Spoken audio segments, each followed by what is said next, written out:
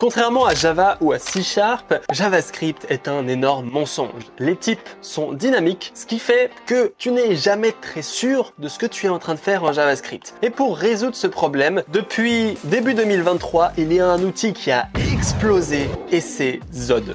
Zod, comme tu peux voir, il a explosé depuis pas très longtemps. Il est sorti vers 2021. Jusqu'en 2022, il n'était pas populaire. Entre 2022 et 2023, il n'a pas explosé, mais depuis 2023, il a explosé plus que tout. Et on va comprendre pourquoi, on va comprendre à quoi ça sert et pourquoi tu devrais l'intégrer le plus rapidement possible dans tes projets. C'est parti. Ce qu'il faut comprendre, c'est qu'avec TypeScript, on peut mentir. Ici, tu vois que j'ai défini un type user qui définit properties et qui définit à l'intérieur age. Et tu vois que là, j'ai un JSON, un string qui représente un JSON que je viens parse. Et donc, là, je vais venir appeler ma fonction demo1 et je vais exécuter ce code. Et là, tu peux voir que j'ai eu une erreur. Pourquoi est-ce que j'ai une erreur? Eh ben, si tu regardes le JSON parsé, que tu vois juste ici, parsed JSON, il possède un premier user avec nameTest, mais ce user-là, il n'a pas de properties. Pourtant, ici, je viens faire asUserArray. Et ce asUser, il va me permettre par la suite de venir utiliser reduce à l'intérieur en appelant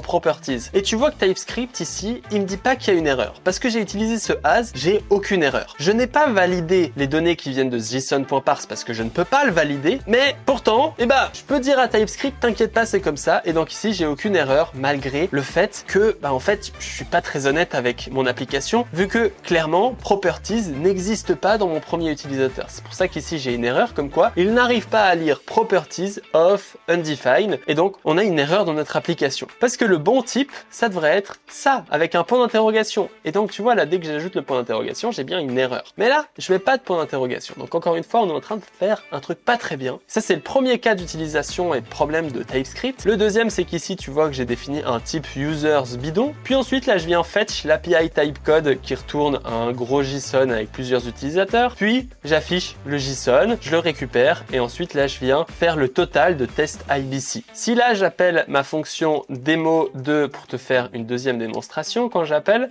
encore une fois, cette fois, j'ai juste not a number parce qu'en fait, test ABC, il n'existe pas dans mon objet. Et donc ici, j'ai not a number, ce qui est pas totalement ce qu'on veut. Et c'est là où Zod, il vient résoudre le problème. Et on va comprendre pourquoi Zod est aussi populaire. Pour utiliser Zod, il te suffit d'importer Z from Zod. Et là ensuite, ce Z, c'est l'utilitaire, c'est Zod. Toute la librairie Zod tient dans cette variable Z. Et elle va te permettre de créer des types et plutôt des schémas. Par exemple ici, on va rapidement pouvoir changer ce type TypeScript en schéma. Et c'est pourquoi Zod est aussi populaire. C'est qu'ici, je vais pouvoir créer un type user qui est égal à z.object. Et donc, tu vois que là, c'est assez intuitif. Donc là, il y a Copilot, il m'a tout rempli. Parce que on va avoir un name qui est un z.string. Et là, tu vois que le mot string, c'est exactement le même qu'en TypeScript. Ensuite, ici, z.object et z.number, comme tu peux le voir ici. Tout ressemble au TypeScript. En fait, ce code-là, visuellement, il est très proche de ça. Très proche, franchement. Et ensuite, je vais pouvoir récupérer le type de user. Donc là, je vais l'appeler user schema. Et là, je peux sans autre faire type user est égal à z.infer. Et là, je vais utiliser type of user schema. Et maintenant, en fait, ce user, je peux le supprimer et il représente exactement le même type avec name properties age. Donc, automatiquement, en fait, j'ai pu transformer ça en schéma. Et à quoi il sert ce schéma? Et là, au lieu de faire as user, je vais pouvoir faire user schema.parse. Et cette méthode parse, elle va nous permettre de vérifier que le JSON.parse de JSON que tu vois juste ici, il représente bien le schéma qui est juste là. Et en faisant ça, ici d'ailleurs, il faut que je fasse ce qu'on appelle un z.array, sinon ça va pas marcher en faisant z.array de z.user pour que ce soit juste, puisque c'est ça que ça représente. On va l'appeler user schema, ça va être plus simple. Et ce user schema qui est ici, avec cette méthode parse, il va nous retourner le bon type. Tu vois qu'ici, on a le bon type. Et en fait, là, on est sûr à 100% qu'on a le bon type. Pourquoi? Parce que si ce user schema.parse,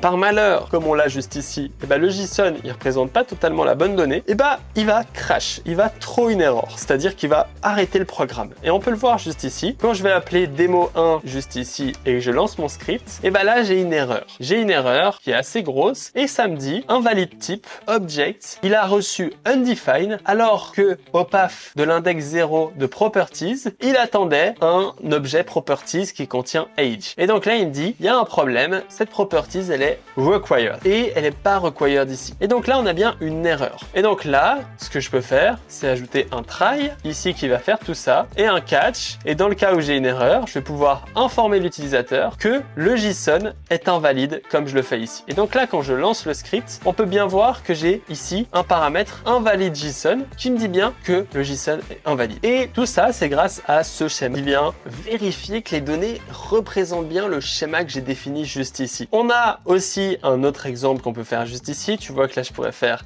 mon type users API avec un const users API schéma. Et donc là, je vais pouvoir faire un z-array de z.object avec ici, à la place de tout ça, un test ABC de z.number. Et donc là, si ici, je fais la même chose avec un point .den, ça c'est assez cool avec les fetch, tu peux rajouter point .den, JSON, et je vais faire users API schéma.parse de JSON. Et donc là, ici, je sais pas pourquoi il est pas content, parce que je mets pas mon .den au bon endroit. Voilà. Tu vois qu'ici, en fait, je viens parser mon JSON. Et donc là, si j'appelle demo2, on aura encore une fois une erreur, comme quoi le JSON est pas bon. Et on peut le voir ici, tu vois qu'il me dit que dans tous les objets, il manque une donnée. Et il manque quelle donnée? Bah, il manque le test ABC. Mais par contre, si j'écris une vraie donnée comme z.username avec ici z.string, on peut voir que dans mon JSON placeholder, il y a bien z.username, ou sinon on peut juste utiliser id, z.number. Donc ici je dis que c'est un number, et ici je peux venir additionner les id, et donc là tu vois que mon script il va bien fonctionner, j'ai bien additionné tous les id et j'ai vérifié que les données de l'API étaient bonnes. Donc pourquoi est-ce que, parce que c'est quand même super impressionnant, pourquoi est-ce que Zod a tout explosé et est devenu top 1 comme tu peux le voir ici? Et en fait c'est parce que si tu fais du TypeScript, tu sais